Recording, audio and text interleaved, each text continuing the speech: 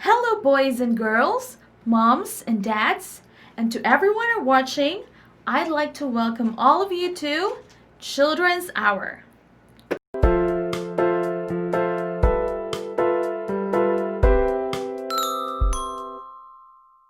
How are you today? I hope you are in perfect condition and is happy and excited to listen to another story.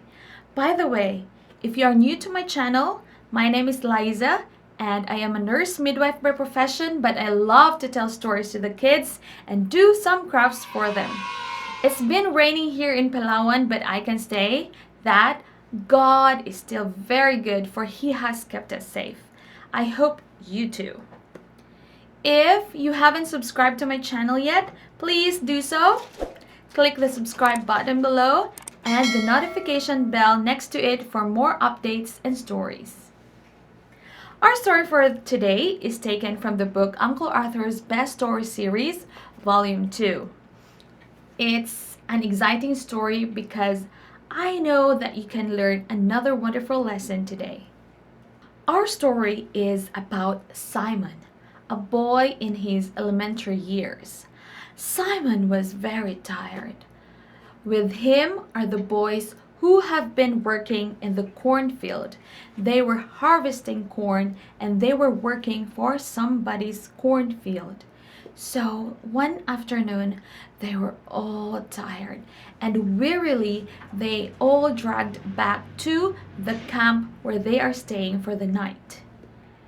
And then Simon said, "Hey, don't get near the cook or else she will ask you to do something or the other. We are all tired." "I agree," one of the boys said. So most of them looked for a shade or some place for them to relax. And they said, "Oh, we have been very tired." And the cook, just as they were saying, opened the door of the camp and stood like this. "Boys, go get some wood." "Oh, there she goes," Simon said. "See, I told you she will ask us to do something again. We are all tired." And the cook answered, "I heard you, boys. Please go get some wood because you need to eat. All of us need to eat. And if you want to eat, we need to cook. And if we need to cook, we need fire." And then, you know what? Of course, the boys that want to do it. Sorry, we don't want to do it," Simon answered. He was very aggressive, but the cook said, "I will report to all of you to the boss, and you won't have any jobs to do." Desperately, they answered, Okay, we'll follow you." Then the cook expected them to do so, and the cook went inside the camp. But the boys gathered together, and Simon suggested this. "You know what? I saw a bumblebee's nest. Why don't we suggest to the cook to come with us next to the bumblebee's nest? We will tell her that there are some wood next to the tree. And then, if I signal, one of you will come from nowhere and strike the nest." Is that a brilliant idea? Boys and girls, what do you think? It's a bad idea, right? But all of them agreed because they don't want to gather wood and give it to the cook. They said they were all tired and that they made some excuses. So Simon assigned one of the boys to hit the nest. It's a bumblebee's nest. What will a bee do to you? Of course, if their nest is disturbed, they will come out of it and they will bite you. Good for you if you will just have marks on your body What if you will have a hypersensitivity reaction? Well, you will have difficulty of breathing and it might cost your life. Let's see what will happen to the boys.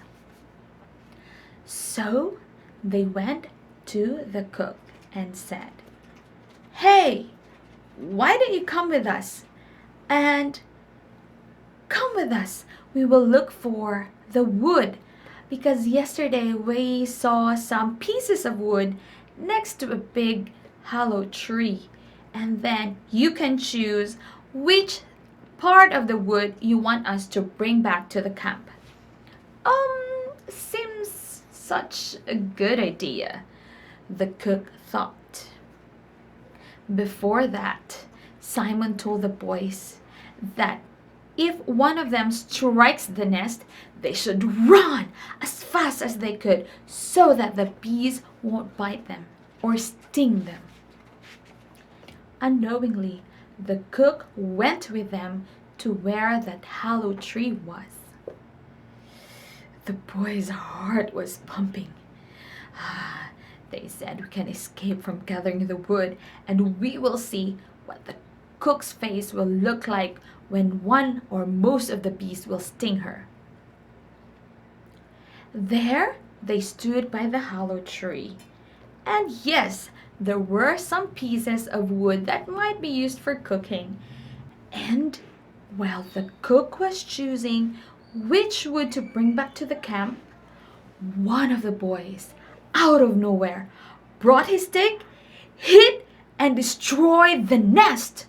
And then Simon signaled them to run as fast as they could. They scattered from everywhere, every direction. But do you know which direction most of the bees went to? Correct. Most of the bees went to Simon's direction, and they stung his face, his neck, his arms, and even they went under his shirt. Ugh. Can you imagine it? His face must have bloated because of the bee's stung. Ugh. Have you been stung by a bee? It must be very itchy. And I can't imagine though. I haven't been stung by a bee. But do you know what the story tells us? Simon's mother said that Simon, because of that incident, hadn't been up from his bed for days. And when he grew up, every time he is tempted to do bad things to others, he is reminded of that incident. So he thought, I would do ill things that would cost others life or others misfortune. That ends our story. What about you, boys and girls? Or what about you, adults who are watching this? Have you thought of bad things? Or have you thought of doing bad things to others?